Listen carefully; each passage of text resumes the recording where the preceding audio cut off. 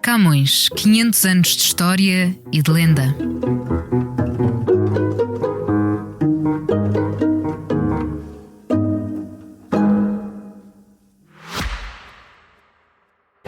Subscrever o Expresso é ter acesso à melhor informação, a uma vasta oferta de conteúdos exclusivos e à opinião de referência. Subscrever o Expresso é tornar-se membro do nosso clube, poder ser voz ativa de uma comunidade informada e beneficiar de vantagens exclusivas. Subscreva o Expresso em expresso.pt/digital. Expresso. Liberdade para pensar.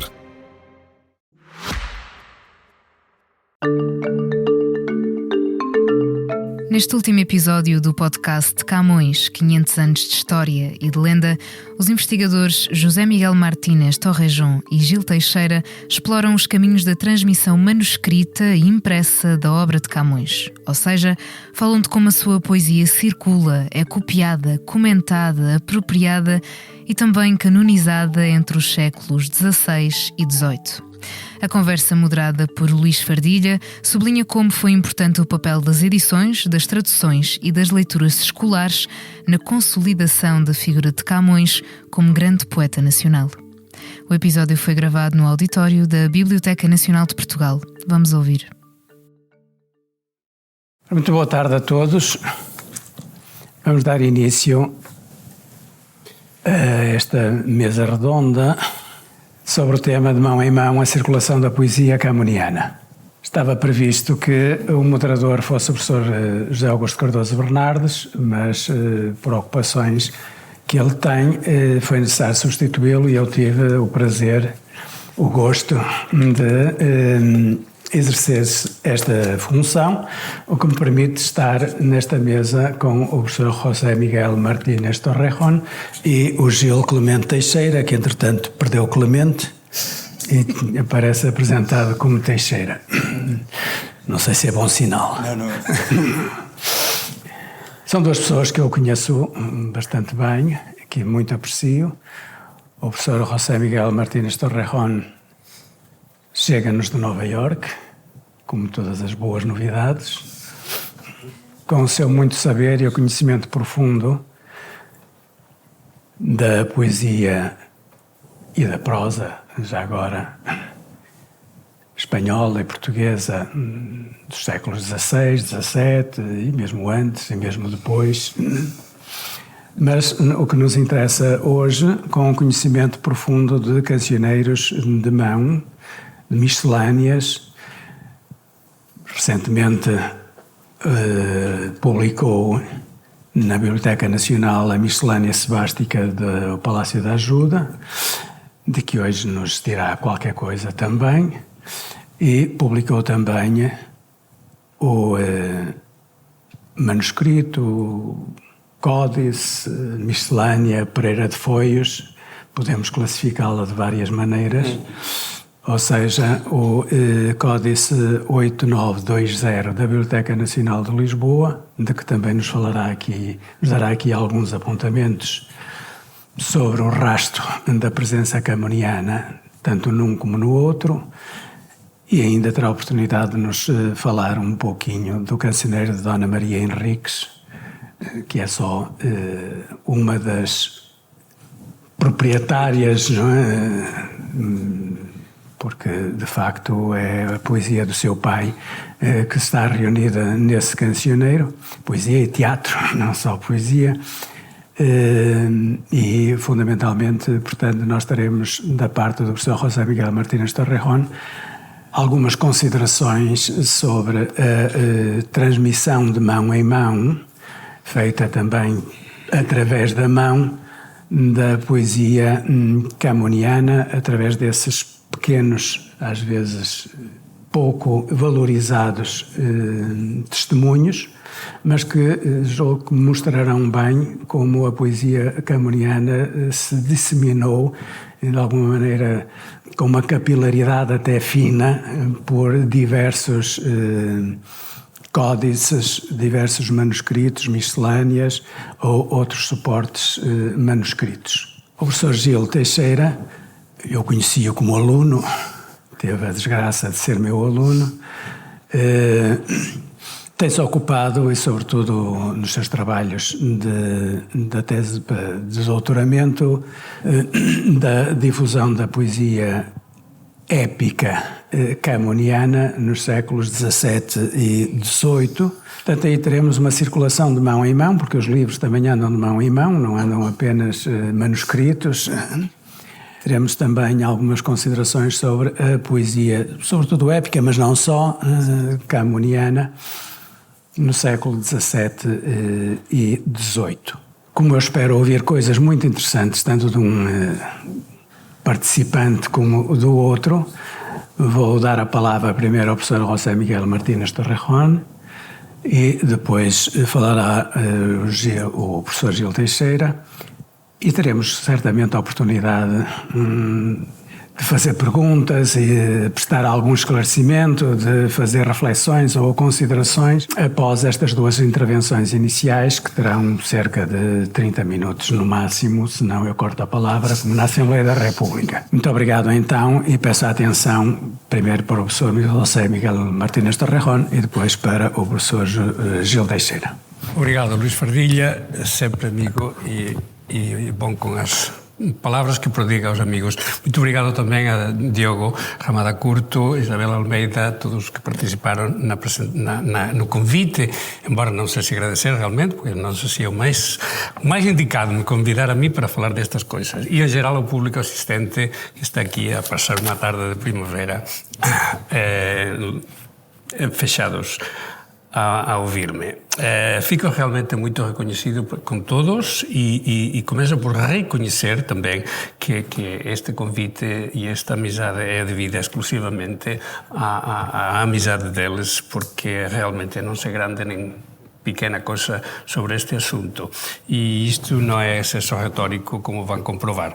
Portanto, limitar-me a encenar mais um conto de anões e gigantes, o que sempre é uma boa ocasião de homenagear os gigantes, alguns gigantes, não todos, não cabem, sendo o primeiro provavelmente o professor Aguiar e Silva, cuja falta, mesmo no início destes anos comemorativos, deixou um vazio insubstituível, ao meu ver, em todos os foros relevantes, sendo este de hoje provavelmente o maior deles, o mais relevante para a sua presença. Procurarei não abusar da citação contínua dos seus trabalhos, mas como ele próprio disse, é bom relembrar de vez em quando esta verdade incómoda. Referia-se o mestre com esta frase à questão do cânone e como está indissoluvelmente entrelaçada com esta da circulação manuscrita que se propõe aqui hoje. Como vamos falar da circulação da poesia de Camões sem saber primeiro de que poesia que estamos a falar? E ao contrário, como é que saberemos qual é essa poesia sem saber primeiro de onde é que sai? O problema é contínuo e a espiral é permanente e ainda não saímos disso. Não é o caso, eu sei, de ninguém desta sala, que esteja nesta sala agora, mas qualquer aficionado à literatura de qualquer outro país, ou mesmo deste não especializado, fica perplexo, espantado e escandalizado, sabendo que o número dos sonetos camonianos oscila entre os 65 que integram o cânone mínimo de Leodegario Acevedo Filho, que não nega que pode haver muitos mais, e os 400 que Cleonís Berardinelli angaria entre todos os que alguma vez lhe foram atribuídos, sem afirmar ela nem de longe que todos sejam realmente dele. Transmissão e cânones são, com efeito, o mesmo problema, tratado de forma conjunta desde que Carolina Michaelis começara a pôr ordem no persistente caos abençoado no século anterior. A súa longa descendência culmina provavelmente na serie de 3 artigos recollidos en volume en 1994 en que Aguiar e Silva propõem 2 fases para enfrentar cuanto antes esa verdade incómoda, en outros lugares chámalle de vergoña nacional, verdade incómoda do cánone, e mostra como pode haber algún progreso. Primeiro quero desterrar qualquer consideração sobre a qualidade dos poemas, o espírito do poeta, a verosimilhança de certos temas no conjunto da obra, os estilemas frequentes, etc., etc., etc. Propõe admitir só argumentos filológicos. E dá cumprido exemplo quando, já em 1980, tomando un por un os sonetos do chamado manuscrito Apenso, que é Apenso o exemplar da edición de 1595, custodiado aquí na Biblioteca Nacional, comenta en detalle todas as ocorrencias, a historia das mesmas e corrobora o seu valor como manuscrito preparatorio para a edición de 1598, segundo já intuíra Emanuel Pereira Filho. Para chegar a esta fase, quéxase primeiro, en 1972, do relativo desprezo con que os editores modernos, incluindo o seu mestre, Costa Pimpão, tratara a transmisión manuscrita e proporciona unha lista de 12 cancioneiros que deberían ser primeiramente estudados en cuanto volumes independentes. A súa historia, o seu valor, para a seguir seren referenciados no escrutinio de cada un dos poemas camonianos en que están. Cada un destes manuscritos ten o que ele chama de interese camoniano, mesmo que pela vía negativa, quer dizer, mesmo quando só serven para demonstrar que non, o que non é de Camões. Mas esta lista de Aguiar e Silva, como ele recoñece, procede de un artigo publicado por José Gonzalo Xorão Herculano de Carvalho en 1948. E a data é importante quando pensamos que ela é sugerida pelo mestre nos anos 68 a 72, en artigos que se reimprimen sen alterações en 94. Portanto, nos plantamos ás portas do século XXI con unha información ou con unha recolleita de cancioneiros feita en 48, meio século antes. Para esa data, a lista já tiña meio século, a pesar de que pouco antes, en 1990, e en outros traballos anteriores e posteriores, Leodegario de Acevedo Filho ampliara a de 26 manuscritos esta lista, que a todos os efeitos podemos considerar como a vulgata sobre o tema.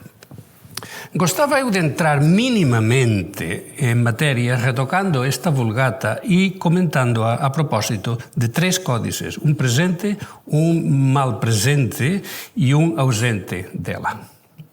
Iso consciente da analogía que pode existir entre a historia dos sonetos camonianos e a historia dos traballos camonianos, mas é importante combinar as dúas, penso eu.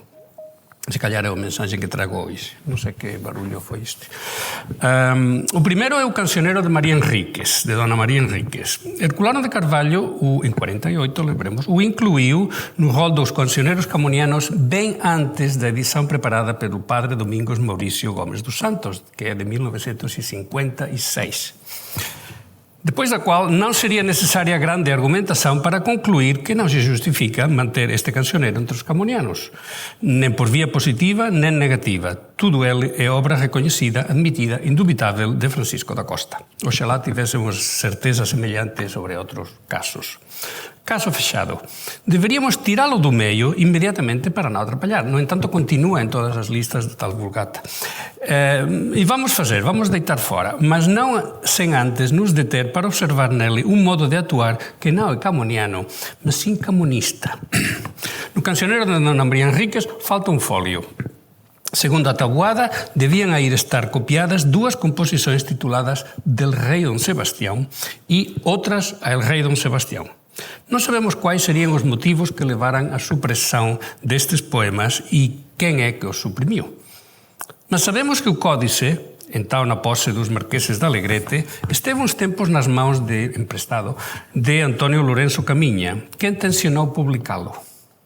De aí inferiu o benemérito padre Mauricio que Camiña, cuja má fama já fora injusta e firmemente estabelecida por Inocencio, era o responsável da mutilação.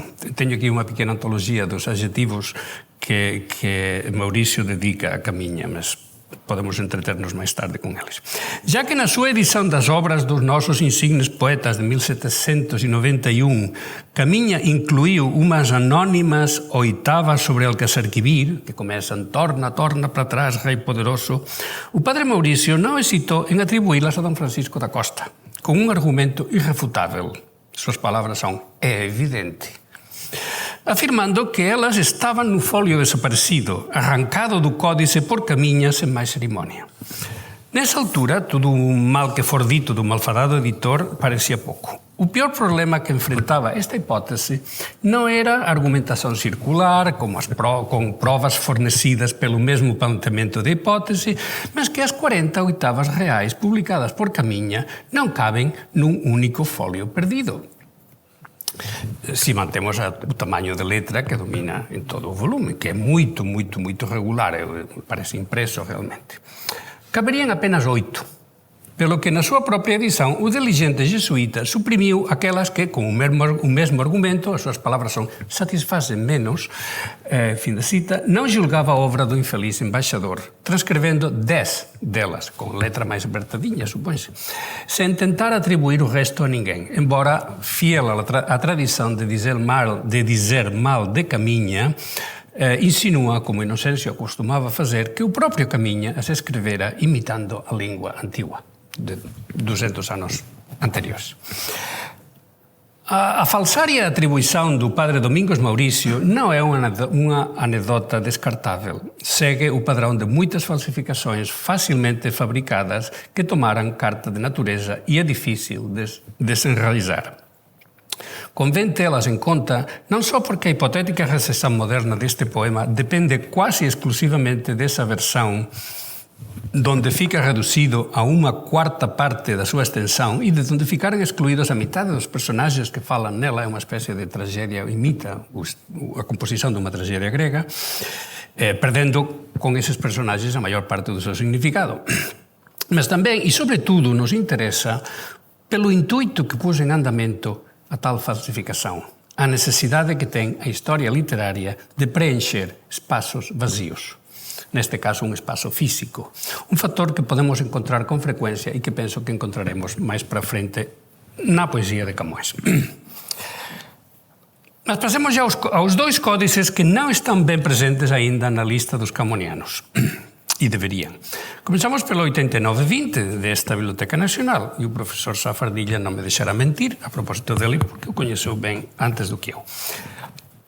Continuando com este seguimento da genealogia do que é camonista e não apenas camoniano, lembremos que a sua importância como coletânea poética foi assinalada num artigo de Antônio Cirurgião e Gordon Jensen em 1973, concorrente, portanto, com a data dos trabalhos fundamentais de Aguiar e Silva mencionados antes, o que explica que nenhum deles mencionasse o outro.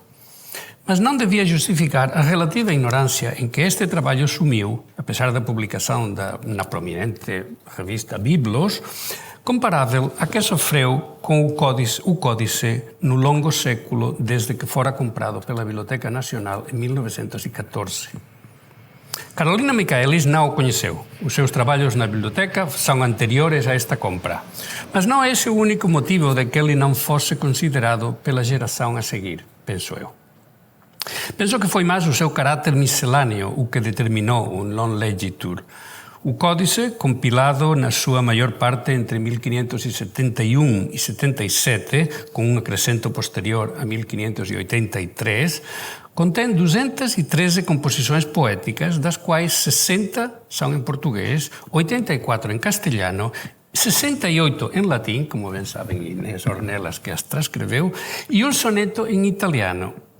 Tem mais 132 documentos em prosa, nas 3 línguas, cartas régias, bulas papais e muitos documentos relativos a personagens da corte, assim como narrativas breves sobre factos pontuais da maior variedade, a Batalha de Pavia, o massacre dos cristãos novos de Lisboa, o milagre de Santarém, além de várias coleções de provérbios. Ao todo, a prosa ocupa mais espaço do que a poesia.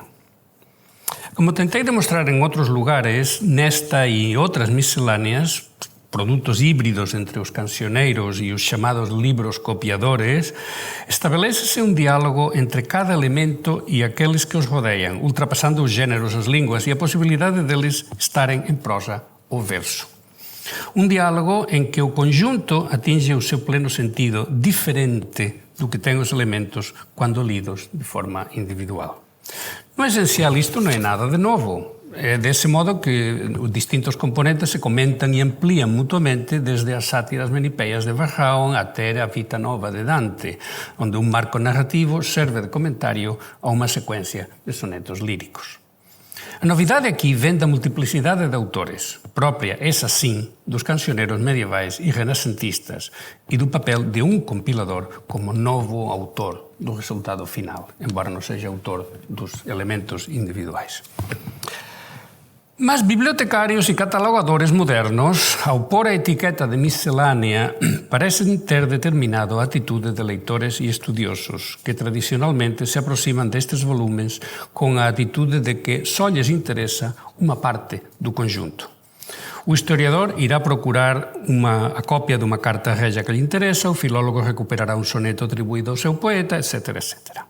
A possibilidade de encontrar e ler qualquer sequência se esfuma.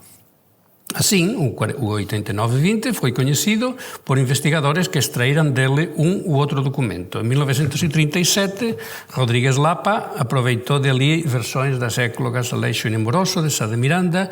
Roger Bismuth o conheceu e refere-se a ele no seu estudo da lírica muniana de 1970. Provocou o justo enfado de Aguiar Silva de não dar a referência, obstaculizando assim o acesso de outros leitores e reproduzindo no seu livro o primeiro fólio do Códice. Bismuth reproduz a primeira página, o que quer dizer que o conheceu certamente, mas não revelou a cota. Portanto, atrás dele ninguém conseguiu saber de onde é que ele tinha tirado esta página.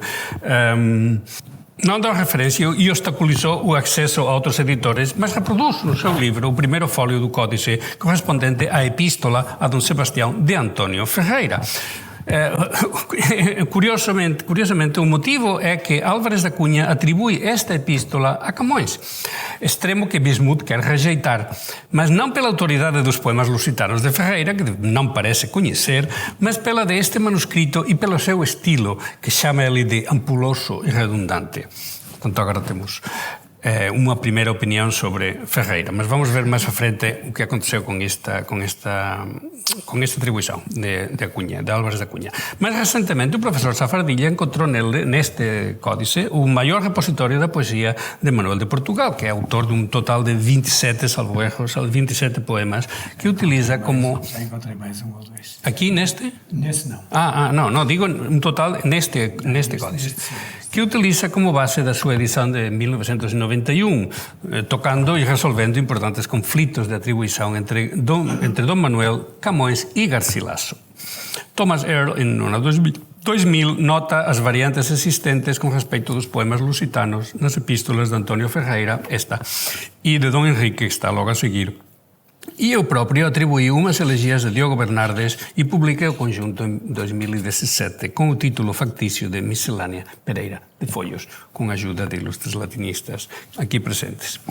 Mas quem melhor conheceu o Folhos no período anterior a Cirurgião e o mais relevante na perspectiva que nos interessa foi Arthur Askins, que na sua edição do Códice Eborense, que ele chamou de Cancioneiro de Corte e de Magnates, de 68, as datas são sempre importantes aqui, encontrou motivos para o mencionar dúzias de vezes. Nota a nota, Askins assinala a coincidência de 74 poemas entre os dois cancioneiros, entre os dois códices, mas sem ver, eu diria que sem querer ver, que o Folhos é sem dúvida a fonte do Eborense. O confirman a idéntica ordem nos poemas copiados, as atribuições e, sobretudo, o estudo filológico das variantes. O Eborense é, com efeito, cópia bastante inferior e deturpada de várias fontes, como foi apontado por Cirurgião e Jensen. No entanto, ele tem uma vantagem sobre todas elas, a uniformidade. A diferencia do Folhos, que exhibe aquela grande heterogeneidade a que me refería antes, con aquele diálogo entre textos dispares guiado por uns motivos políticos, o Corte e Magnates representa o gosto poético das décadas finais do século XVI. E resulta por iso mesmo máis atractivo para os historiadores da poesía. A isto me refería con aquela alusão a Askins, non querendo ver o que con certeza percebeu cando já estaba a editar o seu Corte e Magnates, mas non estaba a fin de mudar de proxecto. A superioridade do Folhos. Além do Eborense, o Folhos ten relación de parentesco con o chamado Cancioneiro de Madrid, visível de forma semellante. Tamén con este partilla outro bloco de poemas copiados en idéntica orden, con idénticas atribuições e sem variantes textuais apenas. Penso que parentescos tão diretos devem ser lembrados á hora de atribuir ou non un poema sobre a base do cómputo de fontes, como se faz con frecuencia. No caso que nos ocupa, temos no Follos 2 sonetos que andan como de Camões, mas aquí son atribuídos ao Duque de Aveiro. Son eles Quen vê, señora, claro e manifesto e Por que queréis, señora, que padeça. Ambos impresos já nas rimas de 1595, aparecen como camonianos no índice do Padre Ribeiro e o segundo dele no Cancionero de Madrid e no Cancionero de Cristóbal Borges, sendo anónimos en Luís Franco Correia. Non debería haber dúbidas sobre a atribuição a Camões, mas o facto de apareceren como do Duque de Aveiro no Follos e no Corte Magnates, en 2 manuscritos da época, altera a estatística. De repente, há tantos testemunhos en pró de Camões como do Duque, o que faz duvidar a cirurgião Jensen, que propõe a súa exclusão do corpus camoniano. Non concordo con iso. E con a Cleonís Berardinelli, que se inclina por mantelos. Penso que aquí un erro de perspectiva relativamente común. Os 2 testemunhos son verdadeiramente un só, porque un é copia do outro. Non son suficientemente independentes como para contar por 2. A estatística debe apoiarse na genealoxía, como tamén lembra Aguiar e Silva ao expor os procedimentos estatísticos de Manuel Pereira Filho e de Leodegario de Acevedo Filho. O parentesco do Follos con a terceira parte de Álvarez da Cunha, agora sim, é isto. A terceira parte de Álvarez da Cunha, de 1668, é ainda máis revelador. Son 9 as composições que aparecen en ambos. 3 elegías, que ao meu ver son de Diogo Bernardes, a epístola, os números aquí indicados 7, 8 e 9 é o número que elas têm no Follos. 3 elegías de Diogo Bernardes, a epístola Ilustre e Nobre Silva Descendido, a epístola de que é anónima, a epístola de Don Sebastián Rei Benaventurado que parece, que é de Antonio Ferreira, como vimos há un momento. E os sonetos A formosura desta fresca serra, de Don Manuel de Portugal, Los ojos que con blando movimiento, de Don Manuel de Portugal, Sospechas que mi triste fantasía, de Garcilaso ou de Don Manuel de Portugal, isto está en aberto. O soneto Non bastaba que amor puro ardiente, de Don Manuel de Portugal. Aguiar e Silva fala, estes son os que Álvarez da Cunha atribui que están no Follos. Atribui moitos máis. Por tanto, Aguiar e Silva, alguén está a falar por aquí, fala das primeiras 5 no contexto total das 11 elegías, que de ser obras en tercetos non son necesariamente elegías, incluídas na terceira parte, e rejeita a autoría camoniana de todas. A consideración do Follos nos dá unha nova perspectiva sobre o modo como traballaba Álvarez da Cunha, que copia estes poemas sen apenas variantes e na mesma orden en que aparecen no noso códice, con pequenas alterações necesarias só para agrupar os poemas segundo o metro. Parece que o académico, fiel ao seu nome de guerra, ambicioso, ambicionaba encher o canon camoniano a cualquier custo. Consideremos só as elegías, comenzando por notar que as 3 intégranse numa serie de 4, 2 en portugués e 2 en castellano, mas a mesma extensão e tom, e até forman unha secuencia.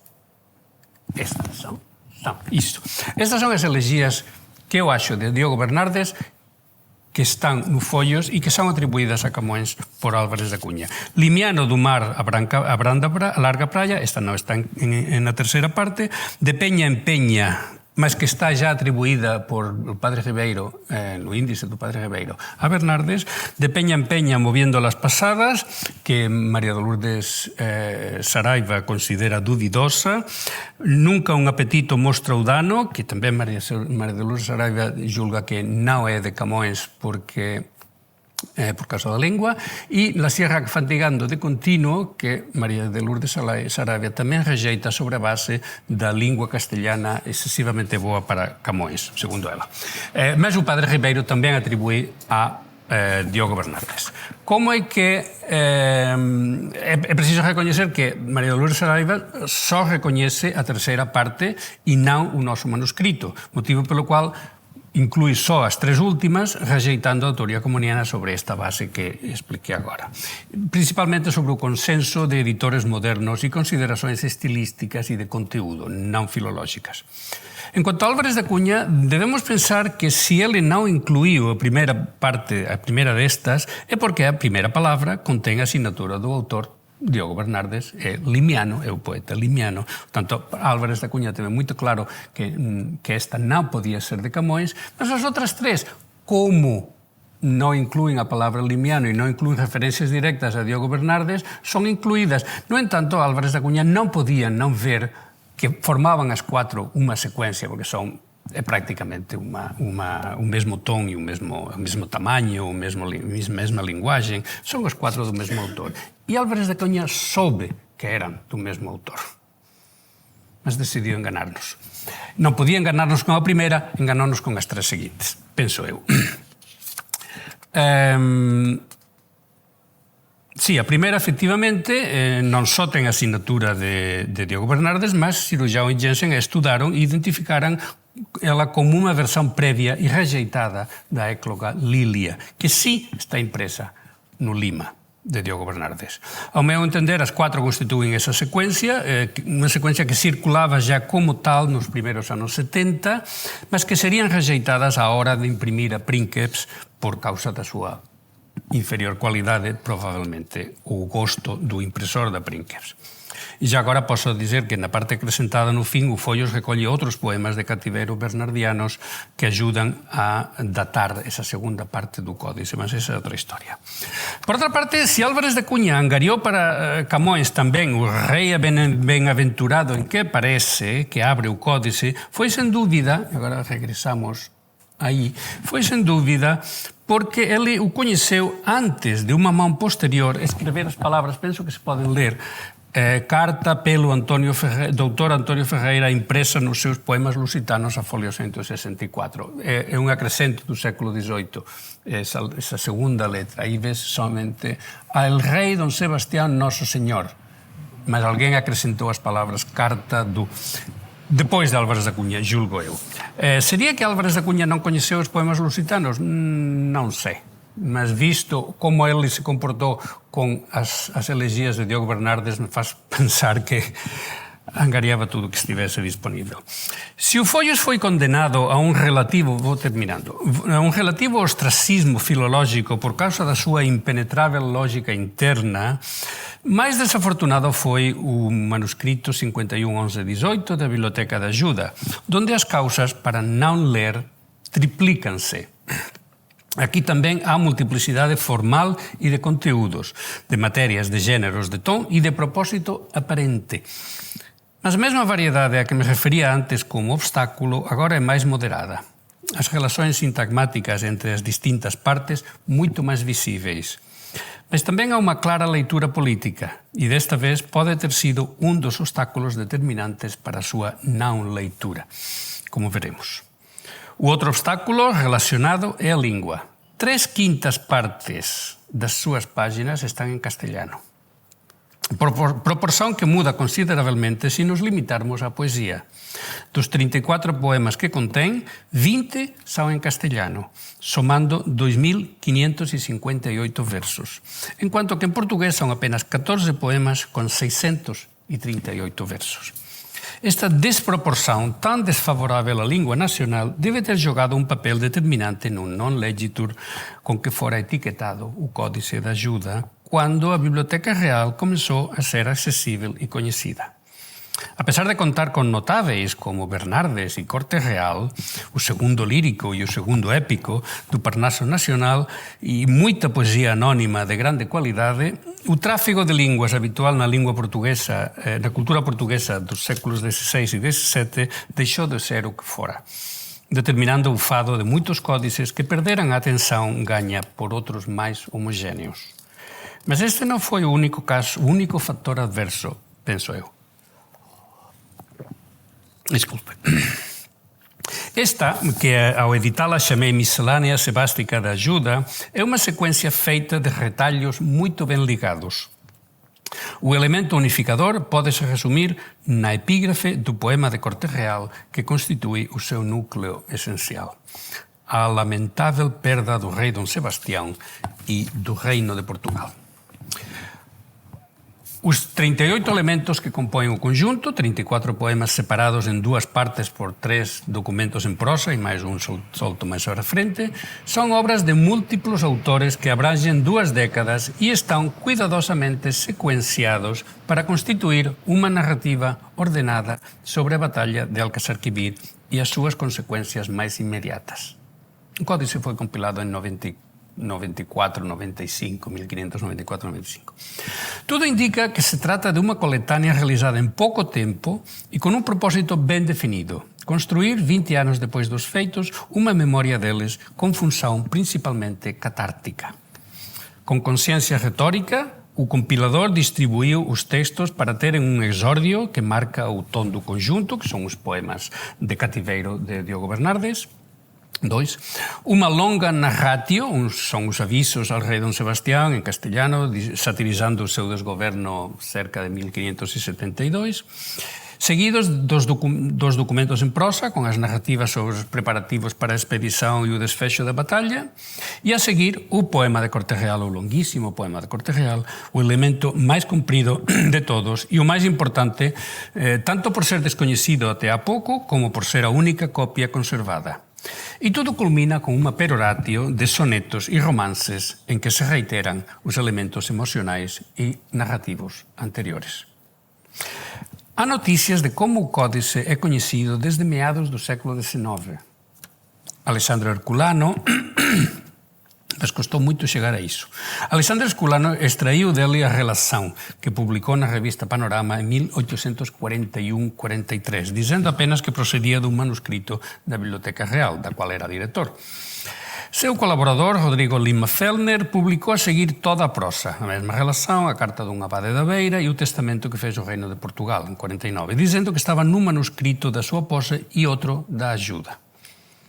Herculano copiou o romance Chorando está Portugal e o enviou a Garrett, que o incluiu no plano do seu livro quarto do romanceiro, mas que não chegou a publicar.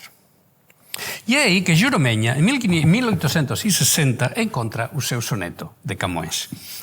Os sonetos desta coletânea são 18, constituindo desses 7 deles uma série dedicada à morte do rei Dom Sebastião.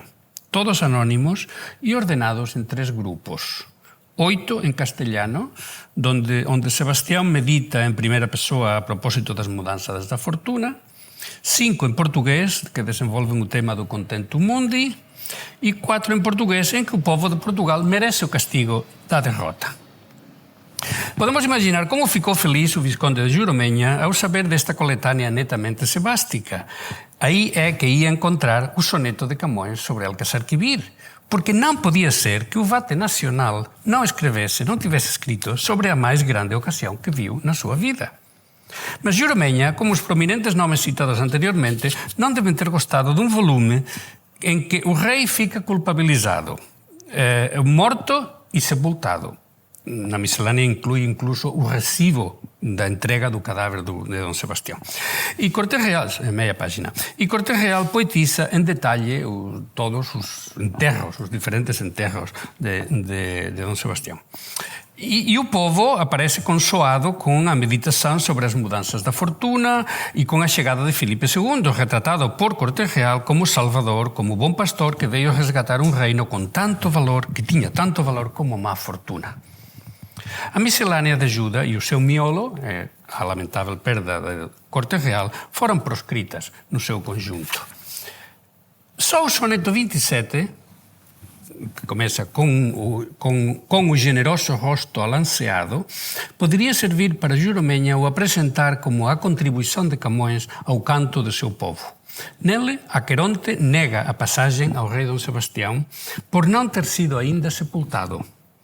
O rei protesta que, se bem não está coberto de terra, está sim coberto de feridas e sangue mouro. Se quiserem ler, o poema está...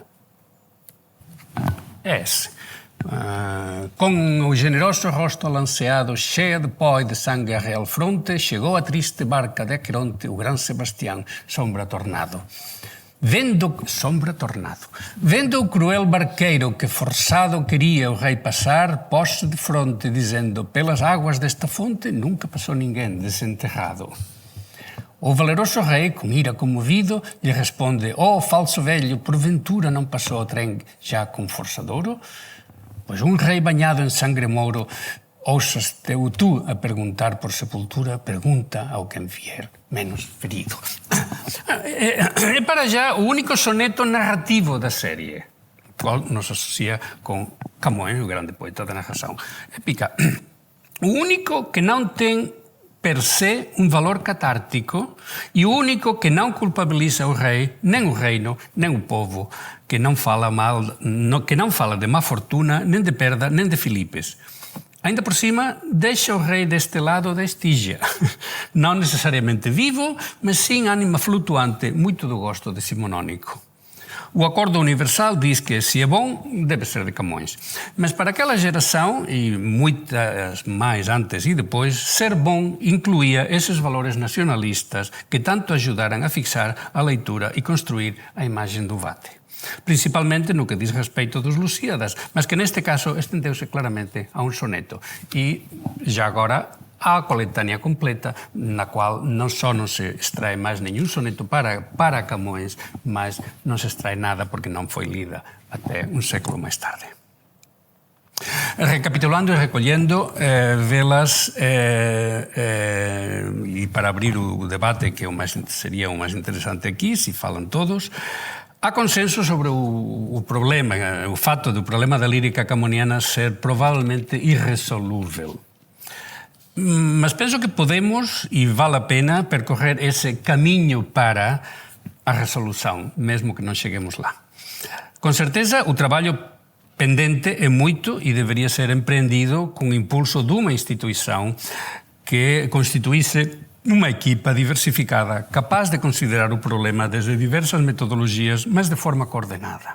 Sempre a falta de coordenação é o problema. Isto já foi dito muitas vezes, não é original. Ao meu ver, o núcleo devia ser a orientação histórico-filológica. Voltar aos cancioneiros, o núcleo, mas não o fim.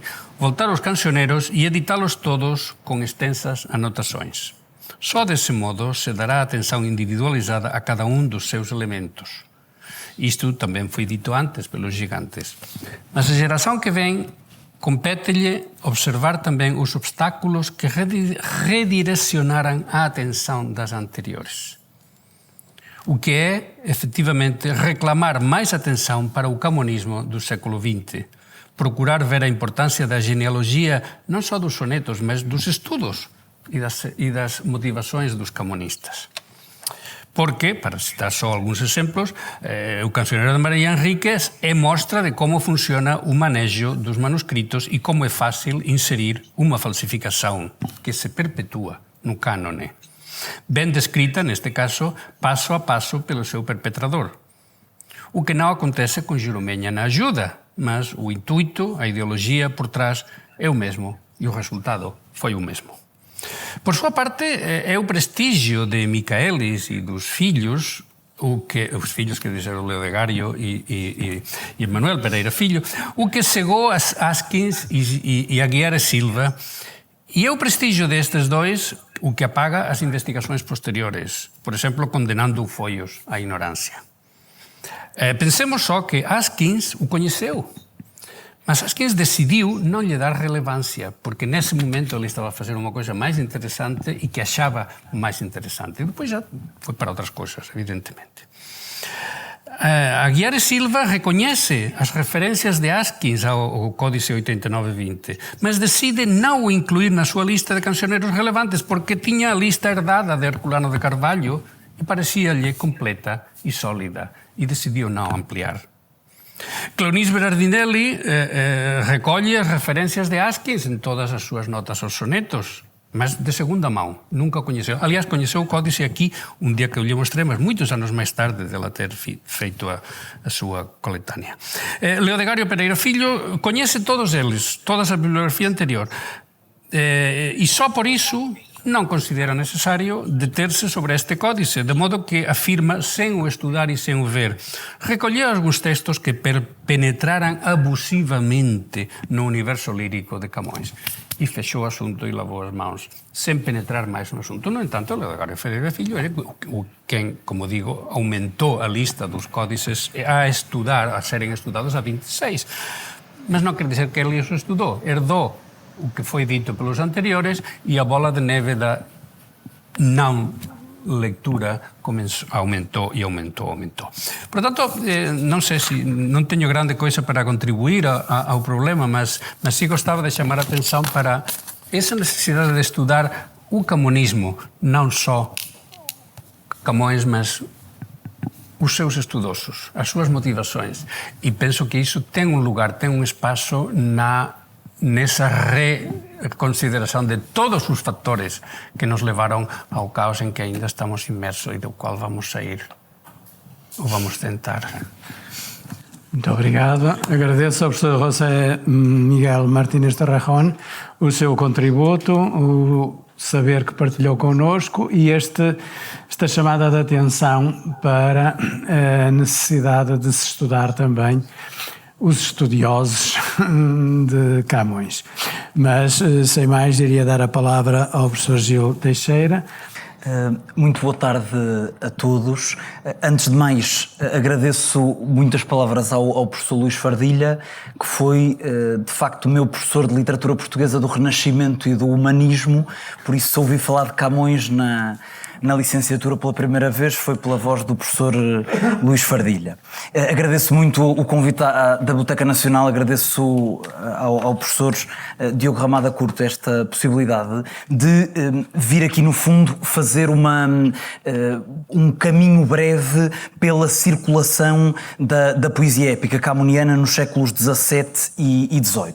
E sem mais demoras, eu começo com um livro do professor Hélio Alves que acabou de sair, o 30 anos de Camões, Ensaios e Intervenções 1991-2021, em que lemos logo no prefácio um dos sentimentos que um jovem investigador tem sempre quando chega a este mundo dos estudos camonianos. O professor Hélio Alves escreve no prefácio: a minha geração universitária chegou a Camões como quem enfrentava uma espécie de charco.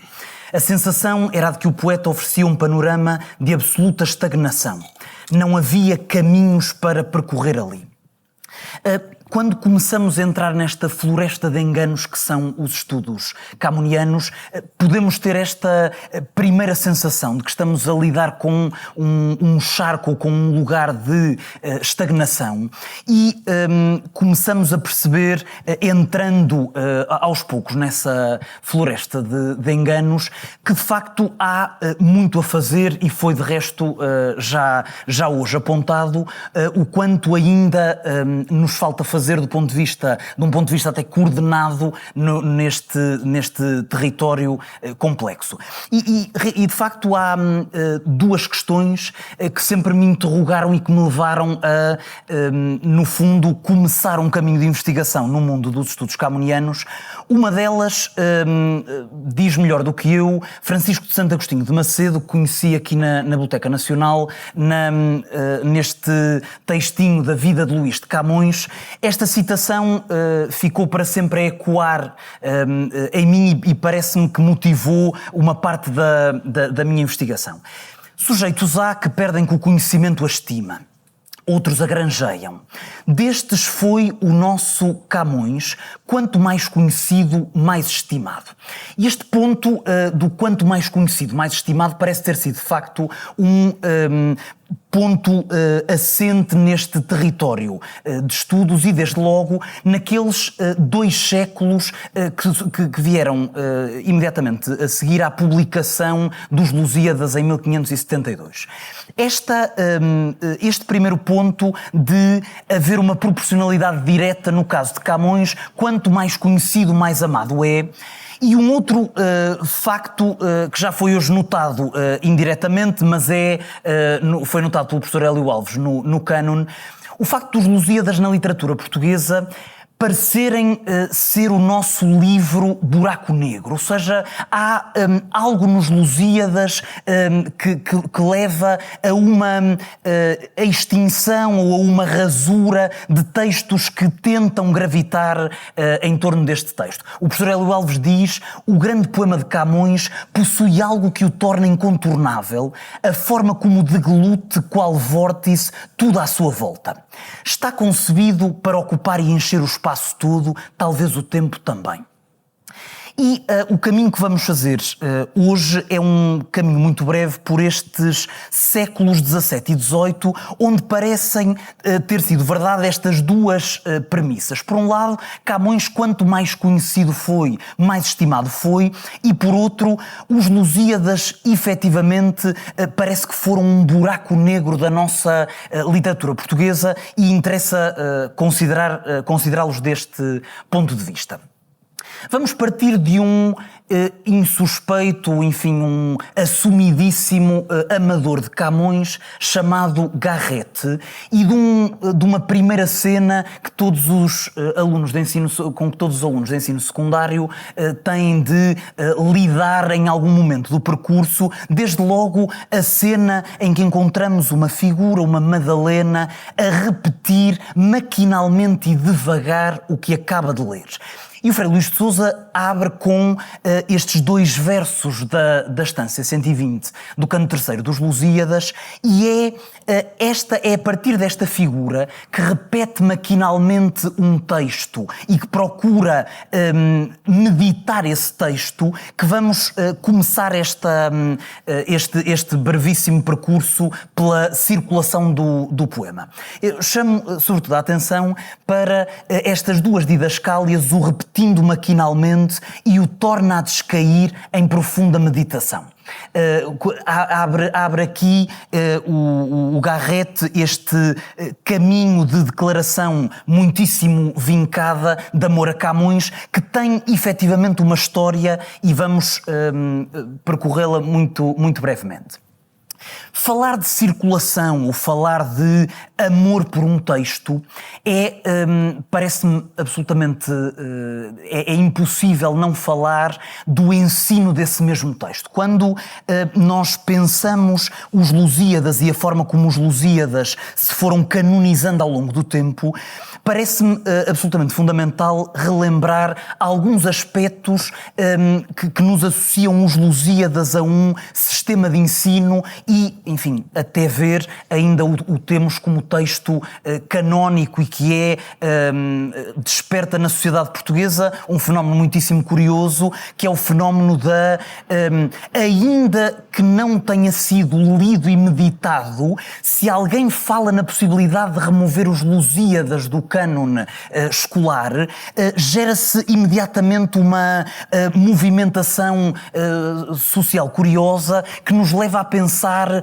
de facto, que texto estranho é este que ainda tem esta capacidade, além de sobreviver ao tempo, de gerar algumas inquietações sociais. E começo por chamar a atenção de um primeiro tópico que me parece relevante. Quando nós pensamos em Lusíadas, talvez chamar desde logo a atenção para um texto que circula e circulava na Universidade de Évora no século XVI, que levou inclusivamente a uns estudantes, enfim, talvez desocupados do ofício escolar, de se dedicarem a fazer uma paródia borracha, que é uma paródia absolutamente inesquecível para quem já a encontrou. Eu trago apenas aqui com duas estrofes de um movimento, enfim, de conversão não ao divino, mas ao devinho, que interessava particularmente a estes estudantes. E vós, bacanais ninfas, pois criado, em mim tendes a sede tão ardente, se sempre em largo copo espraiado, festejei vosso vinho alegremente. Dai-me agora um bom papo despejado, para beber à perda com esta gente, porque de vossas águas Baco ordene, um rio para bêbados perene. E este era o entretenimento de estudantes da Universidade de Évora no final dos anos 80 do século XVI, entretendo-se com a paródia a um texto já no tempo canonizado e que abriu um filão muitíssimo interessante de recepção paródica dos Lusíadas, a que vamos fazer ainda hoje referência. Este é o primeiro elemento que queria convocar. Um segundo elemento, chamar aqui também, obviamente, a associação dos jesuítas e do ensino jesuítico aos Lusíadas, chamar, obviamente, o nome de Domingos Maurício, de João Pereira Gomes, que já trabalharam a ligação entre os jesuítas e Camões, e um caderno de apontamentos de que nos dá nota o professor Domingos Maurício, de 1626, de Paulo Sequeira, que nos apresenta claramente um registro de aulas em que os Lusíadas serviam de exemplo, modelo, texto a ser claramente memorizado e a ser meditado, ou seja, um texto que servia de exemplo no sistema de ensino e parece-me relevante convocar aqui esta bibliografia, porque nos dá conta precisamente de um texto que vai entrando no mundo da companhia de Jesus. E mesmo quando os jesuítas são expulsos do nosso panorama nacional e surge no nosso território um Real Colégio dos Nobres, enfim, convirá aqui relembrar um mestre de grego do Real Colégio dos Nobres, um Custódio de Oliveira, que tem uma tradução do Tratado do Sublime de Longino para português. E Custódio de Oliveira, nessa tradução precisamente do Sublime, que já foi editada pela professora Maria Leonor Carvalhão Buesco e, entretanto, estudada pela professora Marta Várzeas, interessará talvez lembrar desse Custódio de Oliveira um ponto curioso. Mesmo a traduzir o do Sublime, exemplos que são utilizados para ensinar alunos e para transmitir a alunos conhecimentos sobre retórica fundamental e inclusivamente o do Tratado do Sublime, vem Camões mais uma vez à colação e serve de exemplo principal neste mundo, ainda que já tomado por outros protagonistas do ponto de vista educativo. Temos um texto que perdura neste mundo. E parece-me relevante, dado que estamos a falar de circulação, além de lembrar estes dados muito sucintos relativos ao ensino, chamar aqui também, obviamente, o panorama das edições camonianas dos séculos XVII e XVIII, que tem uma síntese muitíssimo eloquente pela professora Isabel Almeida, minha orientadora de doutoramento, e que me dispensa, obviamente, aqui qualquer paráfrase. É uma edição, as edições dos séculos XVII e XVIII, que está na Biblioteca Camoniana de Dom Manuel II, apresenta exatamente esse panorama de difusão de um texto e de múltiplas edições que se foram acumulando. Eu não resisto a trazer aqui uma edição que não é um Petrarquino, mas é o nosso, enfim, uns Lusíadas de 1626, num formato belíssimo que foi já apresentado num vídeo que está disponível no canal de YouTube do Camões 500, julgo eu, a professora Isabel Almeida apresenta esta edição muitíssimo pequena, em que se tenta efetivamente concentrar um grande mundo de poesia num território muito pequeno. Lemos logo no princípio desta edição que foi reduzido a tão pequeno corpo o mor gigante do Parnaso. E assim como em um pequeno mapa se compreende toda a máquina do mundo, assim neste breviado volume se inclui toda a perfeição da poesia.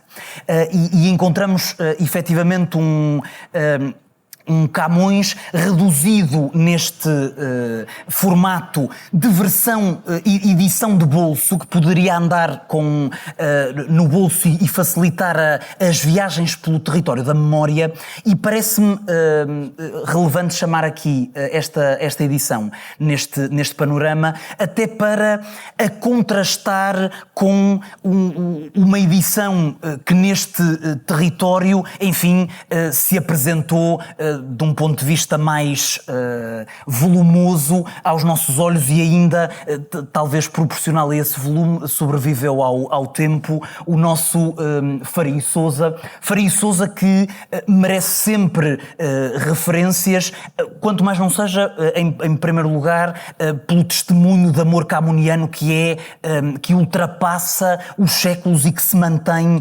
efetivamente vivo e que tinha uma habilidade notável em desculpar Camões por tudo e mais alguma coisa, seja inclusivamente quanto aos defeitos, enfim, defeitos de que acusavam ou começavam a acusar Camões e os Lusíadas. Diz Faria Sousa, enfim, os defeitos desta obra são como as falhas de um rosto pode ser belo ainda que tenha pequenas falhas, portanto há uma preocupação de legitimação de um texto e naturalmente um conselho. Eu não me arrisco a ler em castelhano com o professor Torrejón aqui, então vou traduzir e dizer o conselho de Faria Sousa para aqueles que ousavam criticar o texto camuniano. Enfim, recolham as velas da presunção, vendo descuidos em sujeitos tão grandes, ou então à humanidade é impossível a perfeição. Aliás, o erro nela é menos de admirar que o acerto, e assim, la buena dicha, a melhor sorte, consiste apenas num errar menos do que o outro. Portanto, Camões se errou, enfim, perante outros autores, está perfeitamente desculpado. Estamos, efetivamente, num tempo em que este processo de canonização de um texto começa, inclusivamente, a consolidar-se não apenas com os comentários de Faria Sousa, mas com as traduções que temos, quer do Fanshawe, quer a tradução do Carlo António Paggi, nos anos 50 do século XVII, portanto logo na viragem de século, em que, além do fantasma camuniano, agora havia outro fantasma nos estudos camunianos com o qual era necessário lutar, e esse fantasma chamava-se Manuel de Faria Sousa, fantasma contra o qual todos os comentaristas posteriores tiveram de lidar. E de facto, já nesta década de 50, encontramos estas traduções camunianas que alargam este panorama de circulação.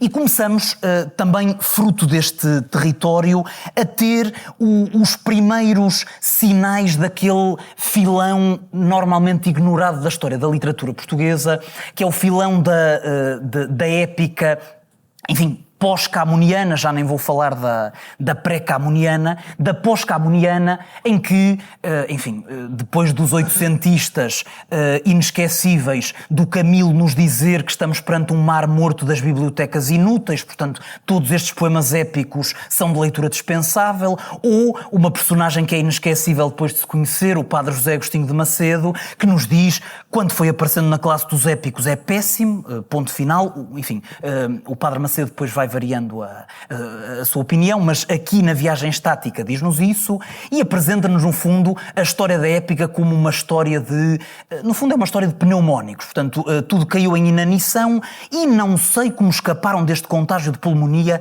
Gabriel Pereira de Castro e António de Sousa de Macedo no seu Ulissi, porque a rivalidade fez aparecer, mas não igualou a Ulisseia. Digamos que por 150 anos a poesia portuguesa não foi poesia, foi delírio ou foi vergonha. Portanto, já estamos, quem leu o padre José Agostinho de Macedo já está habituado a este registro.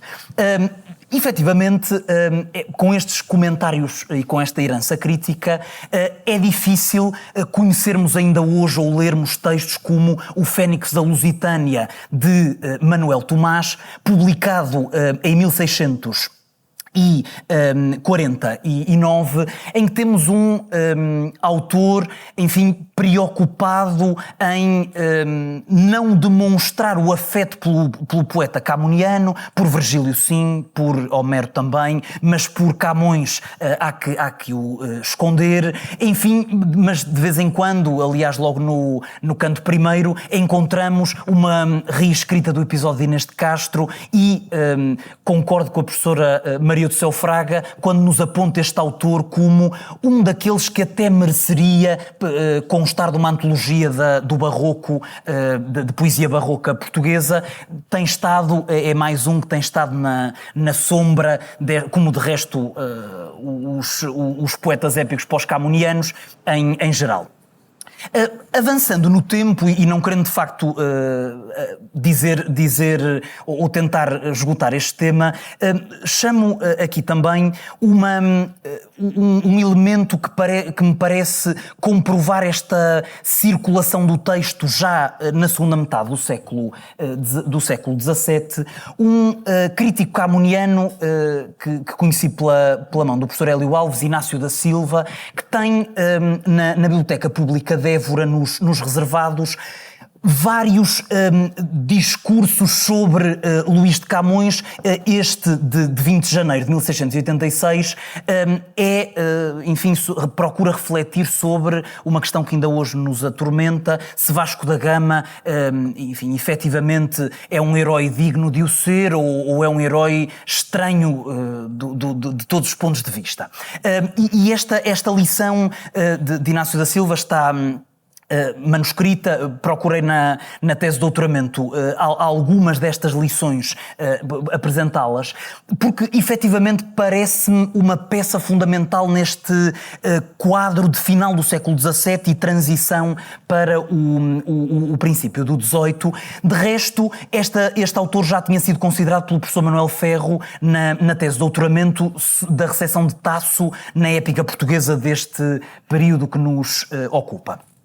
Mas avançando para o século XVIII, prova de um texto que não se cinge ao território nacional, mas que consegue chegar a outras geografias, encontramos um José de Macedo e uma obra intitulada Antídoto da Língua Portuguesa, uma obra de 1710, em que num dos capítulos, intitulado Avisos sobre a emenda acima inculcada dos versos de Camões e sobre o grande engano daqueles aos quais o Tasso parece melhor poeta. Este é um dos elementos que levou Teófilo Braga, no século XIX, a dividir os autores da literatura portuguesa em tassistas e camoístas, como se houvesse dois lados da barricada, ou se era do lado de Tasso ou se era do lado de Camões. Obviamente, coitados dos que fossem para o lado de Tasso, não é? Porque neste quadro Camões teve efetivamente um processo de canonização precoce e nós vamos encontrando tentativas de crítica camoniana que são rapidamente corrigidas ou abafadas. Dizer mal de Camões nunca foi tarefa fácil. E de facto, quando encontramos neste texto José de Macedo, enfim, a declarar-se a Camões, a professora Maria Lucília Gonçalves Pires tem na crítica camoniana do século XVII, fala deste autor de uma forma magnífica. Diz que a forma de expressar a admiração de José de Macedo é apenas expressar um silêncio perante o objeto e não comentar, e efetivamente o que encontramos em muitas das páginas do Antídoto é citação camoniana que ocupa páginas e páginas sem qualquer comentário ao autor, como a dizer ao leitor, enfim, se queres apreciar Camões, lê-o e as minhas palavras são absolutamente dispensáveis. Aliás, quem dera que Camões fosse do tamanho da Livraria da Vaticana. Aliás, mais do que a Livraria da Vaticana, para eu poder revisitá-lo com frequência. Ora, neste quadro já na primeira metade do século XVIII, encontramos outra múmia literária que hoje efetivamente é uma múmia literária, que é o Dom Francisco Xavier de Menezes, que nos deixou uma, enfim, Henriqueida de 1741, que do ponto de vista poético, convenhamos, não é absolutamente magnífica, mas é uma declaração evidente deste processo de circulação do poema camoniano, e nas advertências preliminares a este poema, o Dom Francisco foi um magnífico teorizador, poeta, no meu entender, não foi tão bom, e parece-me que este autor importa considerar, dado que conhecemos o seu papel de animador da vida cultural lisboeta na primeira metade do século XVIII, XVIII, nomeadamente pelas conferências discretas e eruditas no Palácio do Cunhal das Bolas, ou seja, há aqui um cenário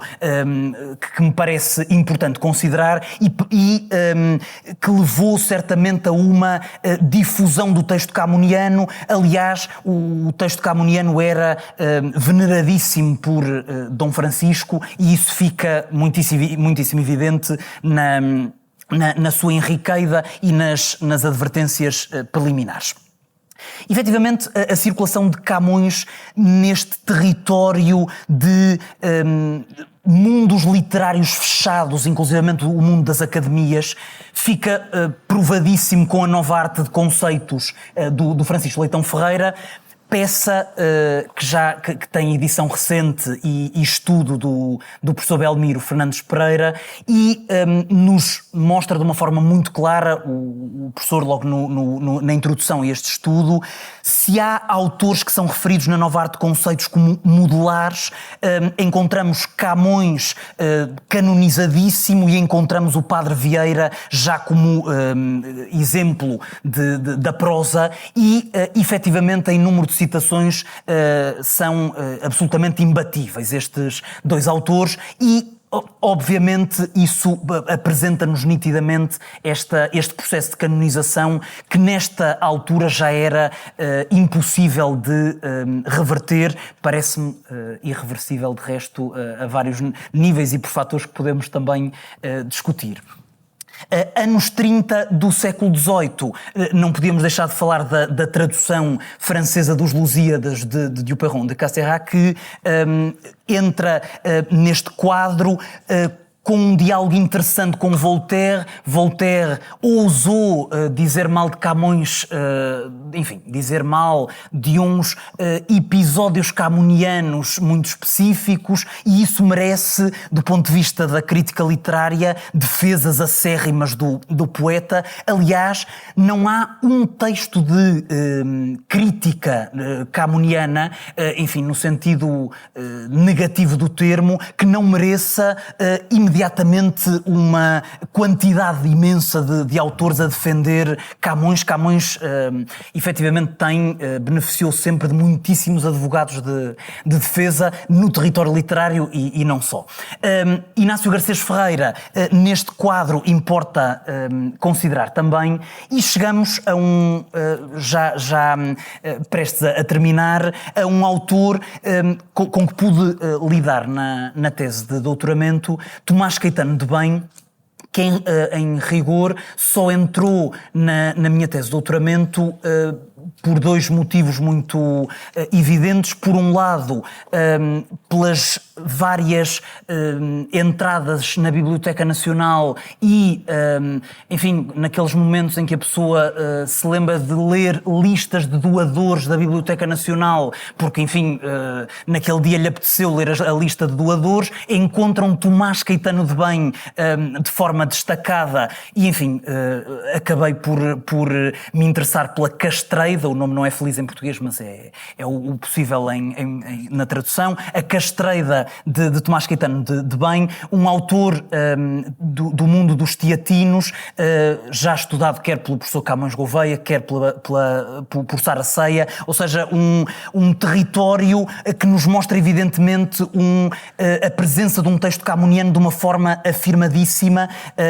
Pude fazer a tradução deste poema e encontramos um jovem poeta que se dedica a escrever um poema em latim, decalcando versos camonianos, já da tradução de Tomé de Faria, do século XVII, tradução do carmelita Tomé de Faria, dos Lusíadas, e encontramos podemos afirmar, um centão muito interessante de um autor que procura conjugar fontes diversas, versos virgilianos, versos da Farsália, Camões naturalmente com as devidas rasuras, obviamente se há um retrato de Sintra no livro segundo da Castreida, aquelas náiades que andam, enfim, a acender fogos ardentes desaparecem do texto da Castreida, ou seja, há um processo de recepção muito curioso de rasura e de censura do texto camuniano, mas é um texto que prova de forma muito evidente a presença dos Lusíadas num meio como era o meio dos padres teatinos. Enfim, neste mundo do século XVIII, não podemos ignorar naturalmente o padre Verney, por variadíssimos motivos, enfim, também por sintetizar aquilo que já fui dizendo hoje. Por um lado, se consulta aos nacionais, os achará tão preocupados pelo Camões que mais facilmente ouvirão dizer mal da religião do que do poema épico de Camões. Ou diz ainda Verney na carta 7ª sobre a poesia: na verdade, o Camões, entre muito boas qualidades, tem muitos defeitos nascidos de 2 pontos. O primeiro, falta de erudição. O segundo, de juízo e de discernimento. Como poderão imaginar, estes juízos foram mais do que motivo para Verney gerar uma das polémicas literárias mais interessantes do século XVIII, nomeadamente com a resposta que deu a Verney. Variadíssimos autores, mas chama a atenção de um Francisco de Pina e Mel e da balança intelectual que dialogou com Verney neste sentido. Ainda nestas peças, é neste universo, se falamos citando o professor Aguiar e Silva, fatores de difusão do neoclassicismo em Portugal, não podemos ignorar, obviamente, o verdadeiro método de estudar e a arte poética do Cândido Lusitano, que mostra de forma muitíssimo evidente aquilo que é a canonização de um texto, já não apenas na arte retórica, mas também na arte poética. Isso fica muitíssimo claro aqui, nesta arte poética que Oscar Lopes e António José Saraiva designaram de manifesto do arcadismo português e serve também neste quadro de elemento a trazer aqui.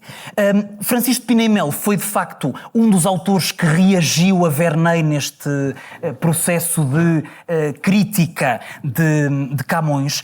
Há uma tese de doutoramento recente que merece menção, de 2020, da doutora Marta Marecos Duarte, que recupera este autor, Francisco de Pina e Mel, e o traz não só pela edição que a doutora Marta faz das rimas, mas também pelo estudo profundo que faz sobre este autor, enfim, chamado de Corvo do Mondego numa epístola deliciosa de Correia Garção, e tem este soneto do Pina e Melo, muito indignado com os árcades, enfim, dizei-me o que vos fiz, árcades fracos, que tendes tanto empenho em destruir-me, se confessais que não podeis seguir-me, pedi a Deus vos dê melhores cacos.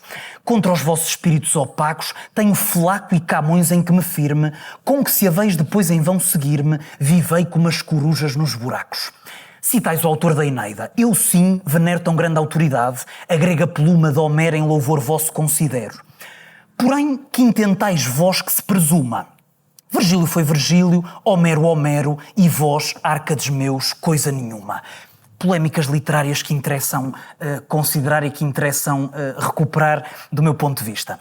Este autor tem um poema que pude conhecer na tese de doutoramento, A Conquista de Goa, de 1759, um poema em que Pina e Melo, simultaneamente, além de poeta épico, procura ser o seu próprio Faria Sousa. Então, inunda o poema de comentários em notas de rodapé e merece, por exemplo, referência a esta nota de rodapé, em que Pina e Melo não deixa de dizer, enfim, o nosso Camões, num passo sobre uma tempestade, seguiu inteiramente a Virgílio na tempestade do canto sexto, e também não aprovo que ele dissesse, confuso do temor da vida incerto, onde nenhum remédio lhe valia. E estes diálogos nas notas de rodapé são tão mais interessantes do que o poema em si e merecem consideração neste quadro da circulação do poema.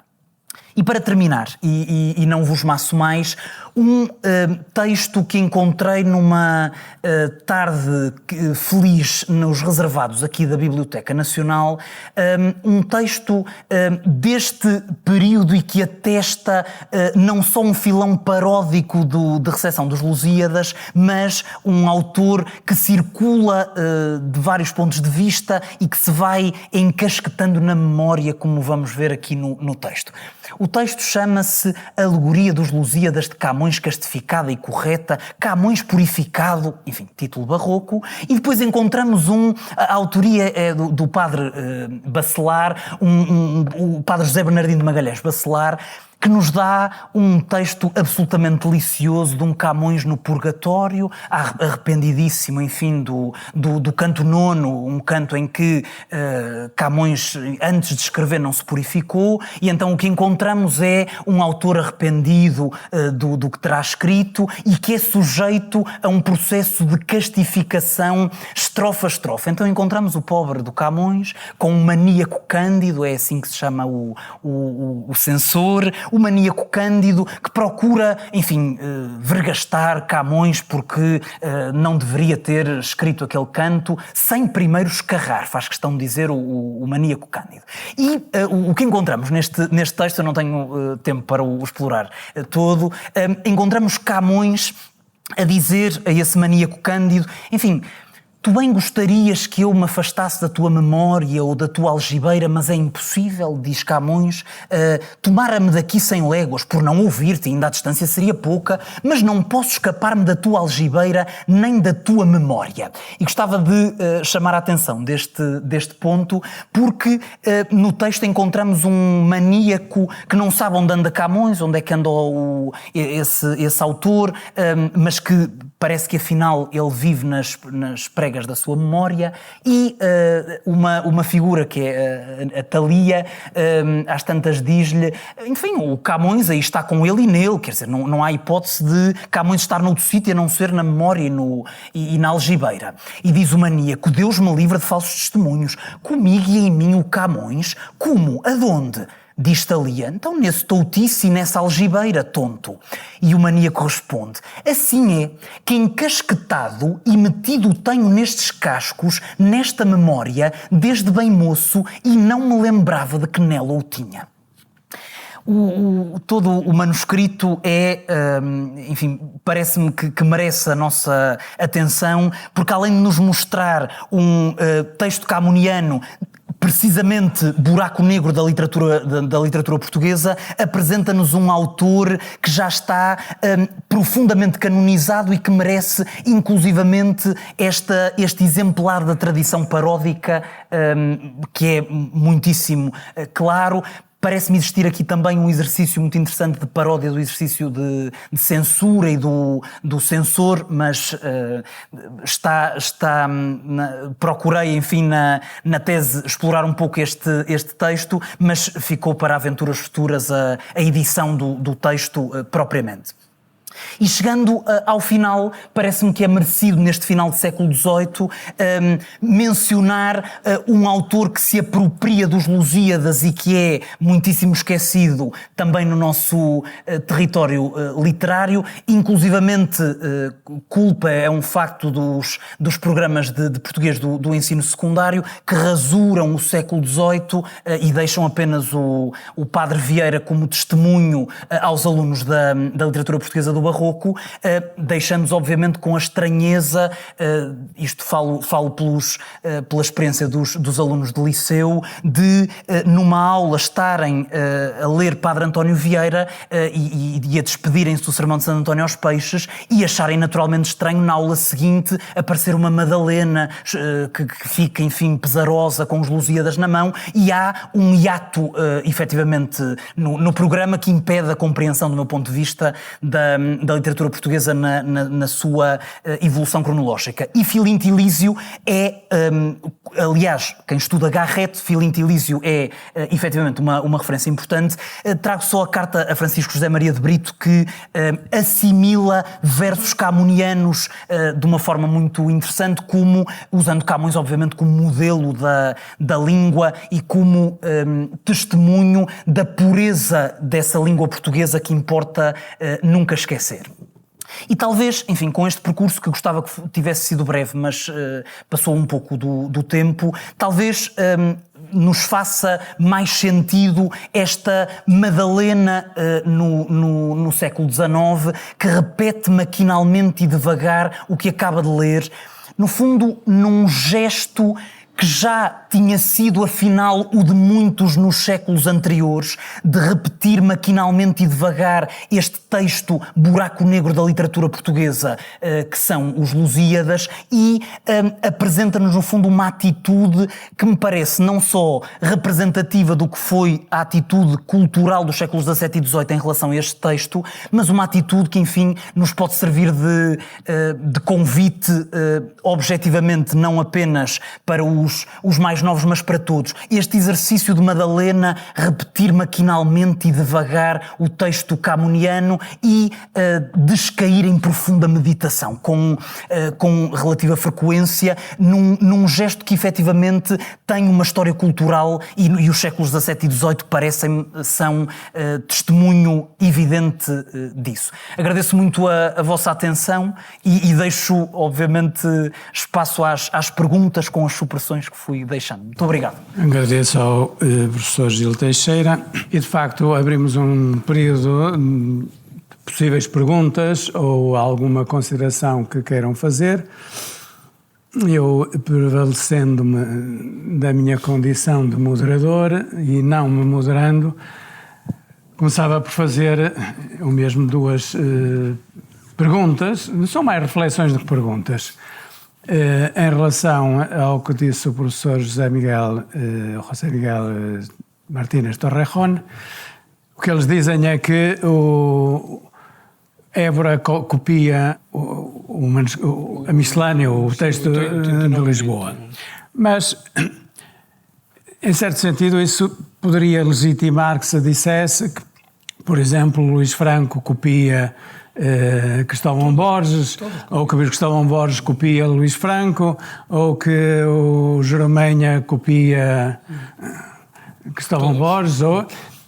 Acho que se deve considerar que eles não se terão copiado um ao outro, até é possível que se tenham copiado, mas há que considerar que, para além dos cancioneiros que nós hoje conhecemos, ou das transcrições que hoje conhecemos, houvesse outras de que um e outro foram copistas, digamos assim.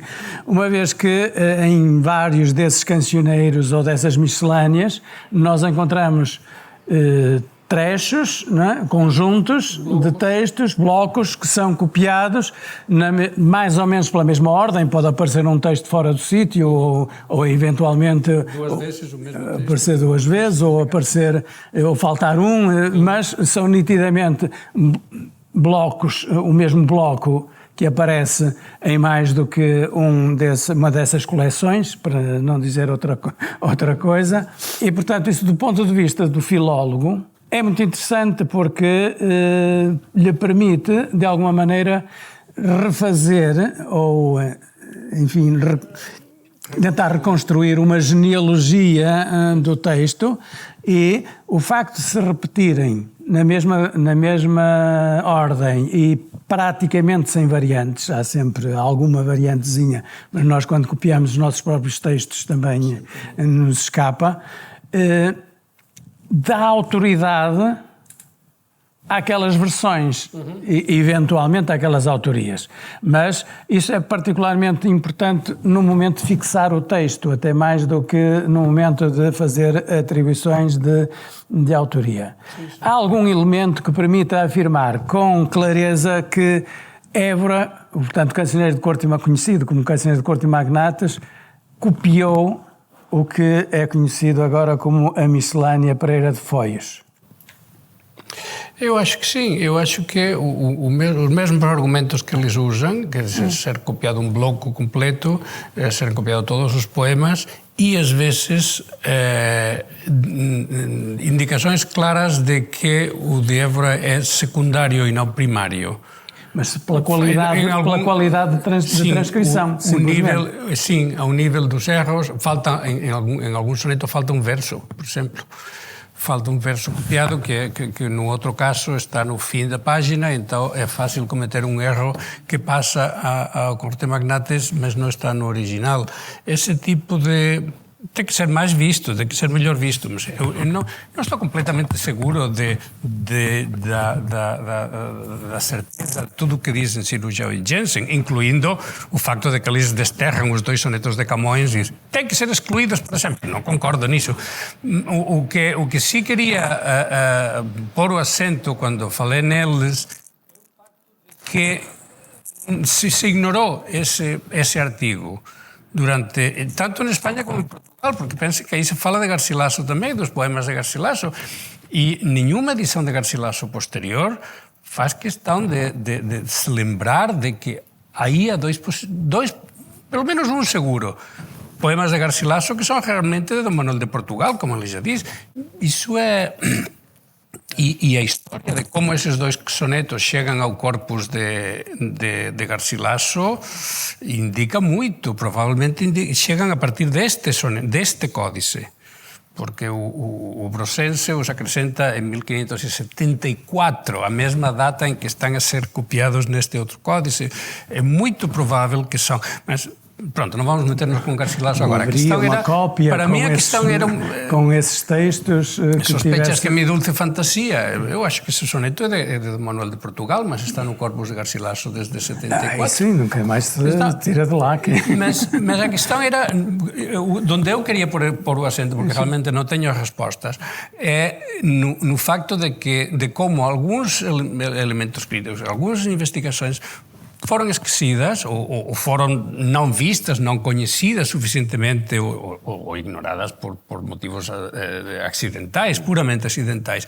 E depois, mas quando vem a geração seguinte, como se basam só no que disseram os anteriores, como todos os estudiosos portugueses têm que se basear no que disseram Aguiar e Silva, e como Aguiar e Silva acidentalmente não conheceu o artigo de Cirurgião, então nunca mais vai recorrer ao artigo solto de Cirurgião e Jensen que está aí, e é por isso que queria principalmente o mencionar, porque, como digo, nem concordo com tudo o que eles dizem, não é? E a mesma questão acontece com outros elementos que foram completamente... E a bola continua a crescer, porque depois chega Leodegário de Acevedo Filho, menciona o Cancioneiro de Cecília de Portugal, editado por Cirurgião, e até agradeço a cópia que me enviou, mas depois não se lembra de mencionar este artigo no qual fala de um cancioneiro que ele não conhece. Porque o Cirurgião não lhe ofereceu o artigo. Claro, naquela altura era mais difícil o acesso a revistas que estavam fora da nossa biblioteca. E não querendo silenciar as pessoas, eu já agora... O que eu queria talvez daqui assim, não é concluir, mas sugerir, é que os cancioneiros que nós conhecemos hoje são uma pequena parte da circulação da poesia camoniana e não camoniana, não é? E muitos outros, na época, porque se o Luís Franco Correia tem aquelas datas que se diz na folha de rosto, o cancioneiro Cristóvão Borges é anterior a 1579, e se eles já copiam de outros anteriores, isso significa que em vida de Camões circulou, naturalmente, até já em alguma coleção, não é? A sua poesia lírica e talvez também a poesia épica. Era isso que eu gostava de chamar, digamos, a atenção ou de mencionar, de refletir, como quiserem, em relação à comunicação do professor Gil Clemente Teixeira. É que como os Lusíadas foram impressos em Vila de Camões em 1562, as pessoas praticamente, quando praticamente isto nunca é 100%, não é? Praticamente não prestam atenção à circulação manuscrita dos Lusíadas, ou sequer à possibilidade dela ter circulado em manuscrito. Ora, no cancioneiro Luís Franco Correia transcreve-se o primeiro canto dos Lusíadas e diz-se que não continuou porque saiu à luz. Portanto, ele não deveria ter só o primeiro canto para transcrever, deveria ter os cantos todos, ou até mais do que aquilo que foi publicado em 1572, uma vez que há estâncias que, segundo Manuel Faria Sousa, penso eu que é Manuel Faria Sousa, que as transcreve e que diz que elas foram excluídas da edição impressa dos Lusíadas. Há artigos, me lembrar do professor Cardoso Bernardes, eu penso que o professor Manuel Ferro também tenha o artigo sobre as estâncias excluídas dos Lusíadas, o que significa que a difusão não foi só através da edição impressa de 1572, nem os Lusíadas começaram a circular verdadeiramente em 1572, mas circulariam já antes em cópias manuscritas, mais ou menos coincidentes com a versão que saiu impressa em 1572. Não sei o que é que o Gil... E depois também, relativamente à difusão, teria talvez interesse ver, sei lá, em Dom Francisco de Portugal, como ele cita, na arte de galanteria, como ele cita, é quase sempre dos Lusíadas, é quase sempre dos Lusíadas. Também cita Sá de Miranda, um ou outro mais, mas são sobretudo estes dois. As cartas de Dom Rodrigo da Cunha, o tio do António Álvares da Cunha, a Dom Francisco de Portugal, que o professor José Adriano Freitas Carvalho editou, também nas próprias cartas, parecia que já eles os tinham no toutiço, e talvez na algibeira, ou na algibeira e talvez também no toutiço, porque às vezes há citações que parecem ser de cor, não é? De cor. O Dom Francisco Manuel de Melo também é um leitor de Camões, que essa via, não é? Talvez fosse também de explorar. Eu não sei se o Gil se calhar explorou, e eu é que não sei, portanto o ignorante sou eu. Muito obrigado a tudo. Podemos então dar por encerrada a nossa sessão tão interessante e tão produtiva, do meu ponto de vista, mas cada um julgará por si. E com esta então terminamos estes debates. Este teve alguma coisa de debate, de facto, em torno da figura e da obra de Camões, né? E assim o celebramos, debatendo a propósito dele. Muito obrigado a todos.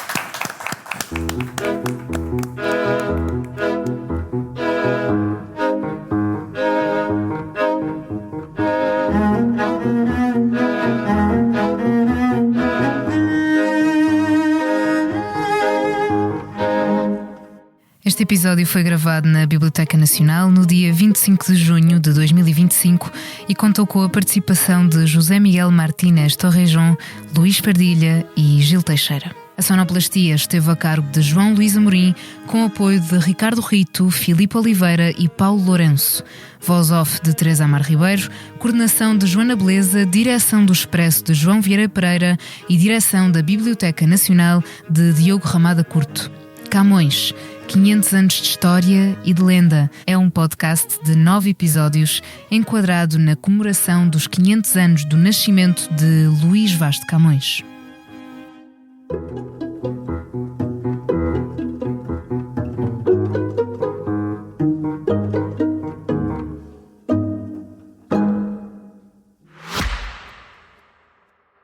Subscrever o Expresso é ter acesso à melhor informação, a uma vasta oferta de conteúdos exclusivos e à opinião de referência. Subscrever o Expresso é tornar-se membro do nosso clube, poder ser voz ativa de uma comunidade informada e beneficiar de vantagens exclusivas. Subscreva o Expresso em expresso.pt/digital. Expresso. Liberdade para pensar.